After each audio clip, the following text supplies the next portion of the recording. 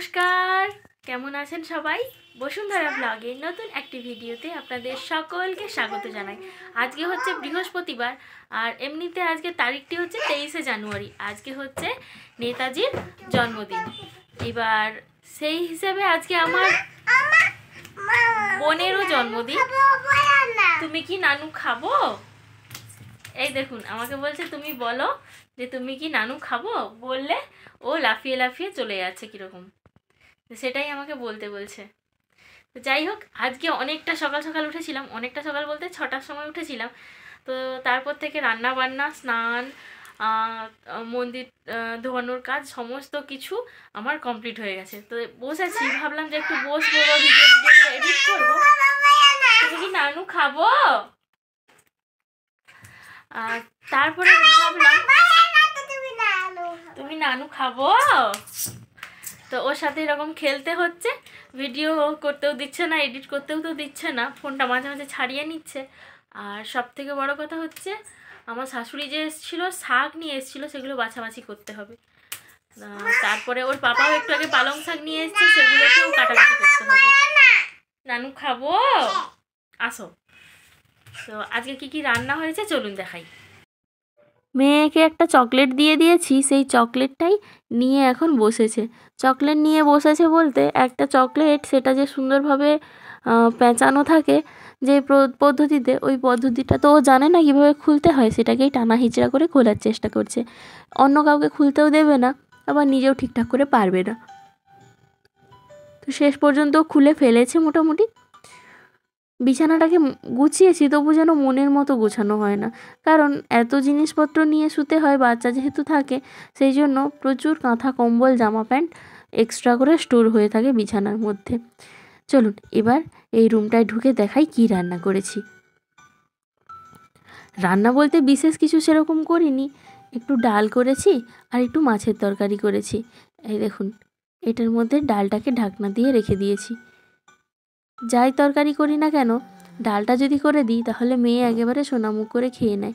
আর এই দিকটাতে একটু মাছের ঝোল রয়েছে। মাছের যে ঝোলটা করেছি একেবারেই হালকা পাতলার ওপরে করেছি, মানে শুধুমাত্র কাঁচা লঙ্কা চেরা দিয়েই করেছি আর কি। একটু পেঁপে, একটু আলু আর একটু বিনস দিয়ে মাছের ঝোল। চলুন, আমি রান্নাবান্না করার পর মোটামুটিভাবে একটু ঘরদোরকে ঝাঁটিয়ে নিই। তার কারণ রান্নাবান্না করার পর যেই সবজি টবজি কাটা হলো, যেই তার টুকটাক খোসা হোক যা হোক, যদি টুকিটাকি পড়ে থাকে বা কিছু, একবার ঝাঁটিয়ে নিলে একেবারে ফ্রেশ ফ্রেশ লাগে। সেই জন্য আমি একটু ঝাঁটিয়ে নেওয়ার চেষ্টা করি। রান্না হওয়ার আগেও যদি দেখি যে একটু নোংরা নোংরা লাগছে ঘরটা, তবুও ঝাঁটিয়ে নিই। কারণ মেয়ে যেহেতু খেলাধুলা করে, কখনো কাগজ কেটে ফেলছে, কখনো ধুলোবালি টেনে নিয়ে এসে ফেলছে। তো এই জিনিসগুলোর জন্য আমার মনে হয় যতটা মানে একটু পরিষ্কার পরিচ্ছন্ন করে রান্নাবান্না করে নিলে, বা রান্নাবান্না করার পরে একটু পরিষ্কার পরিচ্ছন্ন করে নিলে অনেকটাই সুবিধা হয়। তো আমি যেহেতু রান্নাবান্না করেছি, শুধুমাত্র যে রান্নাঘরটা ঝাঁটাবো তা নয়, পুরো ঘরটাই একবার ঝাঁটিয়ে নেব। সেই যে সকালে ঝাঁটানো হয়েছিল, তারপরে আর ঝাঁটানো হয়নি। এখন প্রায় দুপুর হতে চললো। আর এই দেখুন, মেয়েটা ঠ্যাংটা তুলেছে, দেখতে পাচ্ছেন নিশ্চয়ই। ও মাঝে মাঝে বেরিয়ে এসে এরকমই দুষ্টুমিগুলো করে থাকে, জানালায় উঠে দাঁড়ানোর চেষ্টা করে। চলুন এবার মোটামুটিভাবে ওই দিকের কাজকর্ম, ঝাঁটানো, ঘরদোর মোছামুছি এগুলো হয়ে গেছে। এইবার ভাবছি যে মেয়ের বেশ কিছু গরমের জামা, ঠান্ডার জামা মিলেমিশে একাকার হয়ে একটা ঘোটালা পেকে আছে, সেইগুলোকেই একটু সুন্দরভাবে গুছিয়ে নেব। ঝটপট করে গুছিয়ে নিই। তারপর হচ্ছে মেয়েটাকে এবার স্নান করাতে হবে। আমি এই বাকেটটার মধ্যে ওর জিনিসপত্রগুলো রেখে থাকি, মানে ওর এক্সট্রা জামাগুলো রেখে থাকি। যেগুলো সব সময় ইউজ করে সেগুলোকে আলনাতে রাখি, বাদ বাকি এক্সট্রা যেগুলো সেগুলোকে এই বাকেটটার মধ্যে রাখি। তবে বাকেটটা থাকে খাটের তলায়, যেহেতু ধুলোবালি পড়ার একটা চান্স থাকেই, সেই জন্য আমি বাকেটের ভেতরে সুন্দর একটা পেপার দিয়ে দিয়েছি। এগুলো হচ্ছে ডাস্টবিন পেপার। বোন যখন হাসপাতালে কাজ করতো, সেই সময় মানে পড়াশোনা করতো, সেই সময় ওরা এগুলো ব্যবহার করতো। তো সেই সময় থেকেই এগুলো একটা দুটা বাড়িতে নিয়ে এসেছিলো, সেগুলোই আমি নিয়ে চলে এসেছি। একটা দুটো নিয়ে এসেছি, কখন কিভাবে কাজে লেগে যায় বলা তো যায় না। তো এই কাগজটা দিয়ে যদি জিনিসপত্রগুলো রাখি, জিনিসপত্র ধুলো হবে না। টুক করে কাগজ মানে এই পেপারটা সমেত জামা কাপড়কে বের করে একটু ঝাড়ামুছো করে নিলেই হয়ে যায়। সেই জন্য এই ব্যবস্থাটা করা। তো মেয়ে দেখাচ্ছে এই জিনিসটা গোছাও, এই জিনিসটা গোছাও, সেই ইনস্ট্রাকশন দিচ্ছে, সেই অনুযায়ী আমি জিনিসপত্র গুছিয়ে রাখছি।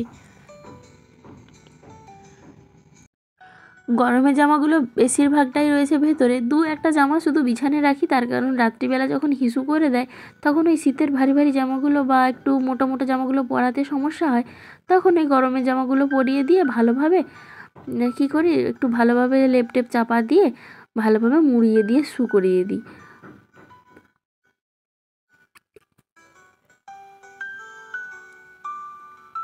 চলুন, মোটামুটিভাবে আমার গোছানো কমপ্লিট। এইবার হচ্ছে এখানে একটু জলটা গড়িয়ে নেব। ভেবেছিলাম মেয়েকে স্নান করাবো, তারপরে জল টল করাবো, তবে ভাবলাম যে না, আগে জলটা গড়িয়ে নিই, তারপরে মেয়েকে স্নান করাবো। আমি এখান থেকে বোতলে বোতলে করে জলগুলোকে স্টোর করে নিই। তারপর হচ্ছে কী করি, এইগুলো যখন খাওয়া হয় সেই জলটাকে একটু গরম করে আবার মগে করে দিয়ে বা বোতলে করে দিয়ে সেটার থেকে খাওয়া হতে থাকে। নাহলে এত জল একসঙ্গে গরম করাটা বেকার। সেই যখন খাওয়া হবে সমস্ত জলটা তখন আবার ঠান্ডা হয়ে যাবে, যেটা যখনই খাওয়া হয় সেটা তখনই গরম করে নেওয়া হয়। আর আমাদের জলমন্ত্রী রয়েছে আমাদের পিউ। পিউ হচ্ছে জলটা, কতটা জল গড়ানো হবে, কতটা জল বোতলে ভরা হবে,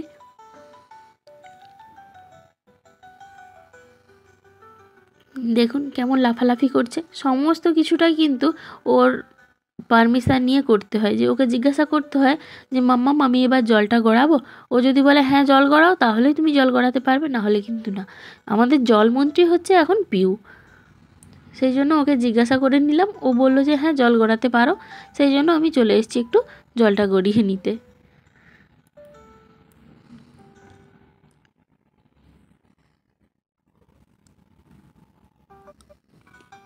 যে সমস্যাগুলো ছিল মেয়েকে নিয়ে, যে পায়খানা করতো না রোজ রোজ, বা একটু কান্নাকাটি করতো, খেলতে চাইতো না, সারাদিন যেন জড়িয়ে জড়িয়ে থাকতো, সেই জিনিসগুলো আস্তে আস্তে করে একেবারেই কেটে যাচ্ছে।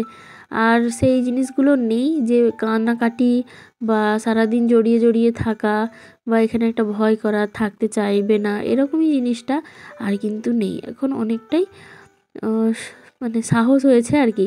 এখানে টুকটাক একা একা বেরাতে পারে।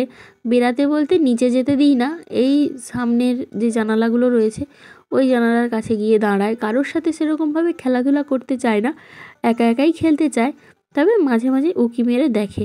যাই হোক বন্ধুরা, আজকের ভিডিওটি এই পর্যন্ত। আপনাদের সাথে দেখা হবে খুব শীঘ্রই আমার পরবর্তী আরেকটি ভিডিওতে। সবাই ভালো থাকবেন, সুস্থ থাকবেন, সাবধানে থাকবেন, এবং ভিডিওটি কেমন লাগলো তা অবশ্যই জানাবেন। যদি ভালো লাগে একটা লাইক করবেন। সবাই ভালো থাকবেন, সুস্থ থাকবেন, সাবধানে থাকবেন। দেখা হচ্ছে কাল। Bye bye.